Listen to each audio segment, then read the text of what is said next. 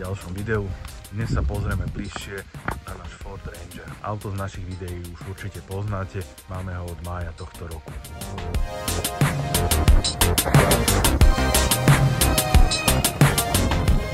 Skrátke nejaké technické údaje, je to Ford Ranger vo verzii Tremor, 2 liter, zhruba 205 koní, 10 stupňový automat.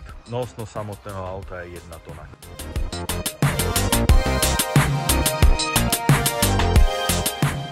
Ako som už spomenul, je to verzia výbavy Tremor, ktorá nie je až tak rozšírená, čo je podľa mňa škoda. Tremor je verzia, ktorá je určená viacej na prácu, respektíve je stavaná na väčšie zaťaženie.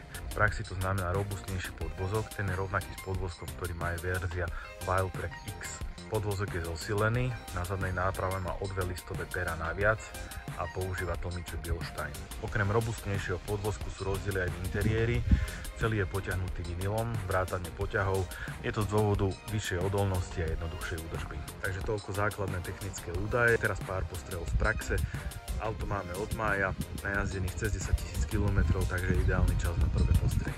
Auto je naozaj komfortné, napriek tomu, že je na tvrdšom podvozku ako bežné verzie Rangeru, tak jazdí sa v ňom naozaj príjemne, samozrejme najmä keď je vzadu naložené. Takisto samotný interiér je veľmi príjemný, doteraz ma v ňom nič nevyrušilo, naozaj sa ľahko udržiava. Prechod na nákladový priestor voči sklápaču, ktorý sme mali predtým, bol trochu o zvyku, ale išlo to naozaj veľmi rýchlo. Korba je naozaj praktická, je široká, má nástupné schodíky, to je zásadný rozdiel oproti konkurencii.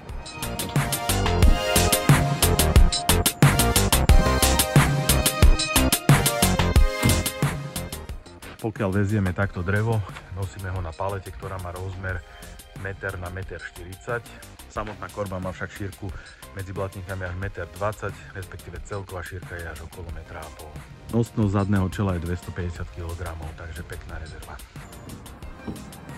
Ako vidíte, korba je kompletne oplastovaná, to je súčasťou výbavy Tremor, nebolo to treba priplácať, a takisto aj ochranný trúbkový rám patrí k verzii Tremor. Samotná ložná plocha má kotviace oka na 6 miestach, takže nie je problém používať gurtňa. No a tí, čo nás sledujete pravidelne, viete, že čo sa týka záhradných prác alebo údržby zelene, preferujeme baterkové alebo akku nástroje. Aj z tohto dôvodu jediná vec, ktorú sme si sem doplnili nad rámec štandardnej výbavy Tremor, je 230 V zásuvka, ktorá potiahne až 400 W. Zásuvka sa nachádza priamo na korbe vozidla, plus jedna je ešte aj vo vnútri v aute, to znamená, že môžeme si aj počas dňa dobíjať baterky. No a špecifikom verzie Tremor je aj táto predná maska, ktorá je rozdielna od ostatných verzií výbav. Neobsahuje ledky, sú tam klasické halogény, ale je to aspoň trochu old school. Takže keby som to mal nejako v skratke zhrnúť, za mňa vládne po prvých 10 000 km naozaj veľká spokojnosť. Posunuli sme sa, čo sa týka komfortu, samozrejme bezpečnosti a jazdných vlastností.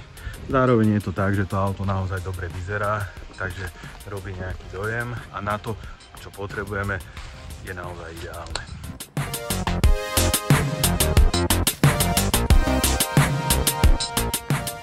Takže toľko krátke predstavenie nášho auta. Ak vás čokoľvek zaujíma, pýtajte sa v komentároch, rád odpoviem. Vidíme sa na budúce. Ahoj.